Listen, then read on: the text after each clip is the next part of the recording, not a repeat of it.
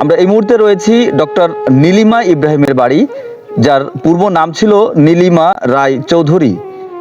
এই যে বাড়িটা, সেই বাড়িটা হচ্ছে ডক্টর নীলিমা রায় চৌধুরীর যিনি বাবা প্রফুল্ল রায় চৌধুরী, তিনিও এই এলাকারই একজন জমিদার ছিলেন। এখন বর্তমানে যারা এই বাড়িতে বসবাস করছে তাদেরই সাথে আমি কথা বলছি। কাকিমা, কেমন আছেন আপনি?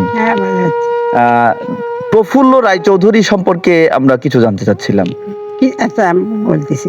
প্রফুল্ল রায়চৌধুরীরা উনি ছিলেন হলো উকিল, বুঝছো, অ্যাডভোকেট। আচ্ছা, ওনার মেয়ে ওই যে নীলিমা ইব্রাহিম, তা উনি হলো খুলনায় ওকালতি করতেন।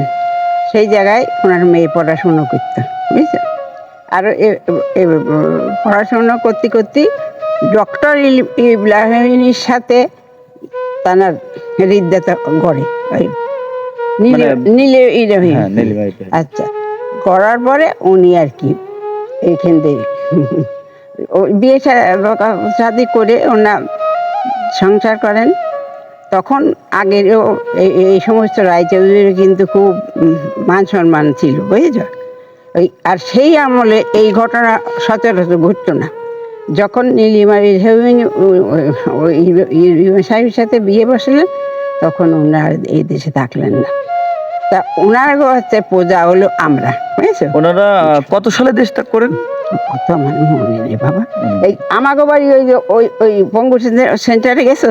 হ্যাঁ, ওই যে পাশে ওই হলো আমাকে বাড়ি, বুঝছো। তা তখন ওই আমরা হলো প্রজা, আমার বাবা ঠাকুর দাদা। তখন ওনাদের যখন চলে গেলেন, সেই সময় ওই ওনারা লিখিত পঠিত করে এমনি আমাকে আমার বাবার সাথে ভালো সম্পর্ক ছিল। হ্যাঁ, ভাই বোনের মতো ইব্রাহিম আমার বাবা, এইরকম সম্পর্ক ছিল। তখন আবার বাবারে ওনারা ডাইকে এই সম্পত্তি দিয়ে ওনারা চলে গেলেন। গেলি পরে মানে এই চলে যাওয়া তো, এদেশের জমিদাররা যখন চলে যান তখন তো দেশ বিভাগোত্তরের আগে বা পরে, যখন টের পায় যে পাকিস্তান আসছে তখন চলে যায়। কিন্তু প্রফুল্ল রায় চৌধুরী উনি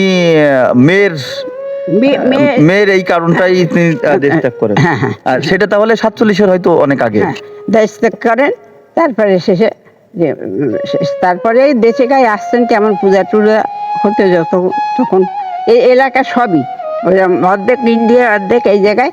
এই এতিমখানা একজন টিচার, একজন প্রফেসর, দুই ভাই, ওই যে এতিমখানাটা ছিল।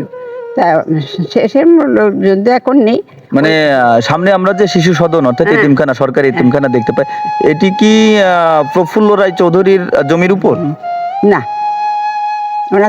ওনার জমি ভাগ এই যে ওই পাতিল দিয়ে না, পাতিল এই পাশে।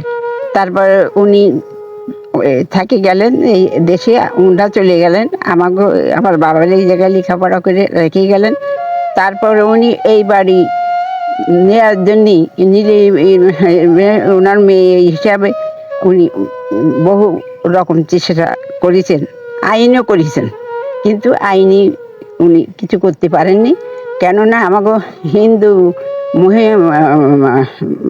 হিন্দুকে মধ্যে মানে ধর্মান্তরিত হলে সেই সম্পত্তির ভাগ পান না। সেইভাবে উনি কোর্টও করেছেন, কোর্টে উনি হেরে গেছেন। ডক্টর নীলিমা ইব্রাহিম কিন্তু ফকিরাটে এসেছিলেন, তখন কি তিনি এই বাড়িতে এসেছিলেন?